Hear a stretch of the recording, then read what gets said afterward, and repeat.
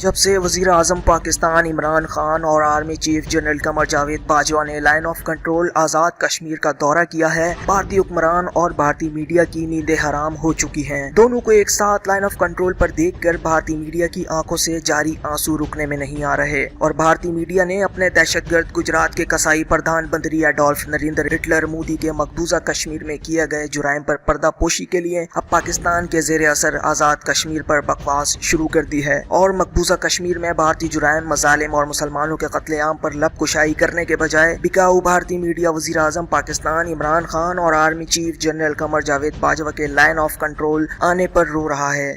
खबर है कि पाकिस्तान पीओके में अपनी सेना और आतंकियों के जरिए पिछले कई हफ्ते से अपनी गतिविधियां बढ़ा रहा है। पाकिस्तान के प्रधानमंत्री इमरान खान और उनके मंत्रियों की नाटक मंडली का अगला साप्ताहिक नाटक भी इस शुक्रवार को पीओके में होने वाला है, जहां इमरान खान रैली करने जा रहे हैं। पिछले हफ्ते इस नाटक मंडली ने पाकिस्तान को सड़क पर खड़ा कर दिया था, लेकिन उससे कोई फायदा नहीं हुआ। आज भारत की तरफ से एक संदेश फिर से गया है कि पाकिस्तान चाहे जितने नाटक कर ले, पीओके का टाइम आ चुका है।